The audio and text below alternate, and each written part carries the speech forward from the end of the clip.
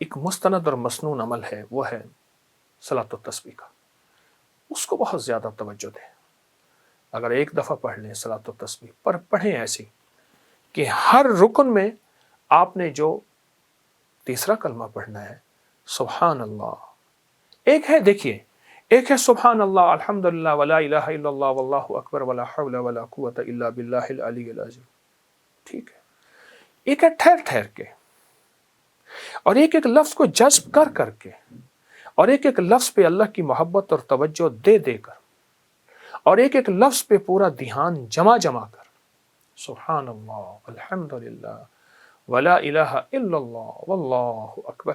اللہ کا نام لیتے ہی ہمارے دل میں اللہ کی عظمت آ جائے، اللہ کا نام لیتے ہی منہ میٹھا ہو جائے، اللہ کا نام لیتے ہی حلق بھر جائے، اللہ کا نام لیتے ہی رواں اور انگ انگ ایسے رونگٹے کھڑے ہو جائیں۔ اللہ اکبر، عجب عمل ہے۔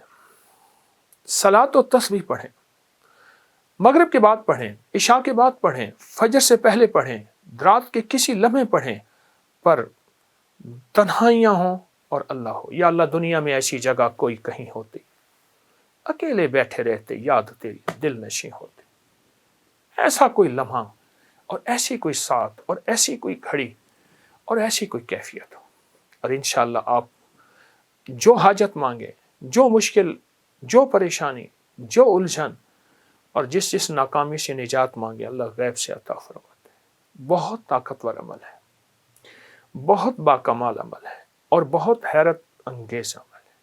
امید ہے کہ آپ اس پہ توجہ کریں گے، اور پھر صرف یہ نہیں، پھر اس کے بعد دعا کو وقت دیں، دعا کو وقت دیں۔ میں لفظ دیکھیے، ہم ایک تو دعائیں پہلے مانگتے نہیں، پڑھتے ہیں۔ دعا پڑھنے کا عمل نہیں، میں دعا پڑھ رہا ہوں ربنا آتنا فی الدنیا حسنۃ وفی الآخرۃ حسنۃ، یہ پڑھ رہا ہوں۔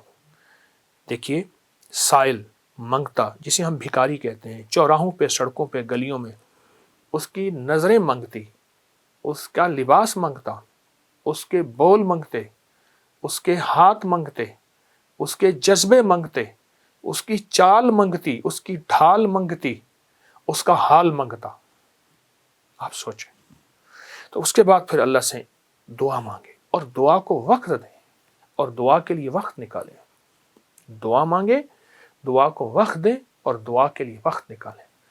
اب صلاۃ و تسبیح کے بعد ایک عمل آپ نے کرنا ہے، 11 بار ربنا آتنا فی الدنیا حسنۃ وفی الآخرۃ حسنۃ وقنا عذاب النار، 11 بار استغفر اللہ الذی لا الہ الا هو الحی القیوم واتوب الیہ، اور 11 بار آپ نے تیسرا کلمہ پڑھنا ہے سبحان اللہ والحمدللہ ولا الہ الا اللہ واللہ اکبر ولا حول ولا قوۃ الا باللہ العلی العظیم۔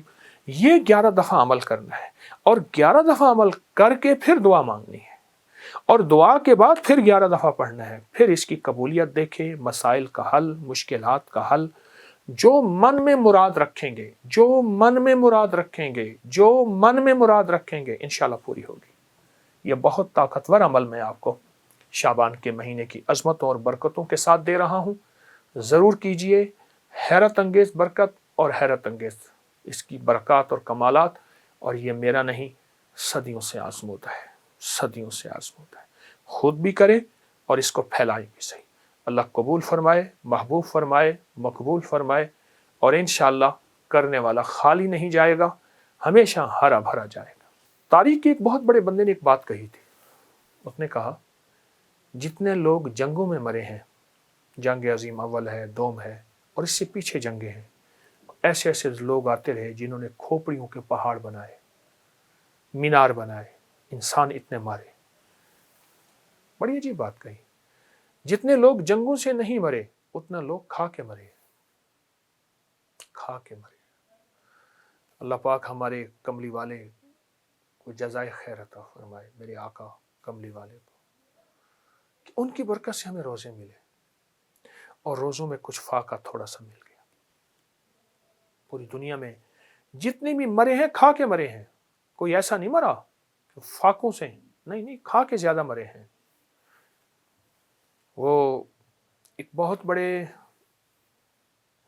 معالج ہیں، وہ بیٹھے تھے، ان کے پاس مریضوں کے لین لگی ہوئی تھی، تو ایک یونیورسٹی کے وائس چانسلر ان کے پاس ہے، تو کہنے لگے یہ سب کس مرض کے مریض ہیں، یہ سب کس مرض کے مریض ہیں؟ ان سے کہا کہ یہ سب کھانے کے مریض ہیں. بالکل سادہ سے لفظوں میں یہی لفظ کہا، یہ سب کھانے کے مریض ہیں اور کسی مرض کے مریض نہیں. روزے میں احتیاط. اب ہم نے احتیاط کیا کرنی ہے؟ افطاری کیسی کر رہے کہ ایسی افطاری کر رہے کہ عصر تک کھٹے ڈگار آتے رہیں اور عصر تک ہمارا بوجھ ہو اور عصر تک محسوس ہو کہ ہم نے کوئی سیرپ پینا ہے، کوئی پھکی کھانی ہے، کوئی کیپسول کھانا ہے، کوئی شاشا، اور مغرب کے بعد پھر بوجھ بڑھ جائے. میری درخواست ہے افطار اور سحر احتیاط میں تب ہوگا جب ہمیں احساس ہو کہ ہم نے بھوکا رہنا ہے، ہم نے روزہ رکھنا ہے، ہم روزے دار ہیں، تب احتیاط. اگر احتیاط نہ ہوا ہمارا بوجھ بڑھ جائے گا، ہمارا وزن بڑھ جائے گا. میرے پاس بے شمار لوگ ایسے آئے ہیں جن کا خود روزے میں وزن بڑھ گیا، روزے میں وزن بڑھ گیا، روزے میں شوگر بڑھ گئی، روزہ بھی ہے، کولیسٹرول، یوریا، فلاں فلاں بڑھ گیا، اور روزے میں بلڈ پریشر بڑھ گیا. وہ کھایا ہی اتنا زیادہ تھا. اچھا، کھانے کی دو کیفیتیں ہیں، ایک خوف کا کھانا ہے، ایک شوق کا کھانا ہے. آپ کہیں گے خوف کا کیا کھانا ہے؟ اتنا کھا لوں سارا دن کیسے گزاروں گا، کھاتا جا رہا ہے کھاتا جا رہا ہے. ایک خوف ہوتا ہے ذہن میں سوار ہوتا ہے کہ سارا دن بھوکا رہنا ہے، یہ خوف کا کھانا ہے. اور ایک شوق کا کھانا. ایک صاحب تھے یہاں لاہور میں، تو وہ کھا رہے تھے، اذانیں ہو گئیں، پھر ایک سخت گرمی میں نہاری کھا رہے تھے، پسینہ پسینہ تھے، پھر اتنا بڑا کٹورا ٹھنڈے پانی کا پی رہے تھے. تو ایک بابا جی بیٹھے تھے، کہہ رہے دنیا میں کوئی ہے جو اس بندے کو روک سکے کہ اب افطاری سحری ختم ہو گئی ہے. ان کا شوق کا کھانا تھا. ایک خوف کا کھانا ہے، پتہ نہیں کیا ہوگا، پتہ نہیں کیسے ہوگا، اور سارا دن کیسے گزرے گا. میری ایک درخواست ہے، آپ پہلے وزن کر لیجئے اور آخری رمضان کو وزن کیجئے. یہ بہت ضروری ہے. کیا روزہ فٹنس کا نام ہے؟ روزہ صحت کا نام ہے؟ روزہ تندرستی کا نام ہے؟ کیا ہم روزے کے نام پہ تندرست ہو رہے ہیں یا بیمار ہو رہے ہیں؟ اور دسترخوان میں کیا چن رہے ہیں؟ دسترخوان پہ ہمارا انتخاب کیا ہے؟ کون سے کھانے ہیں؟ جو بیماری ہے، یعنی سموسے پکوڑے تو ہم نے سمجھا کہ شاید یہ دسترخوان اور روزے کا حصہ ہیں. حیرت انگیز بات ہے، اور دکھ ہوتا ہے. تلی ہوئی چیزیں یہ دسترخوان کا حصہ ہیں، دکھ ہوتا ہے.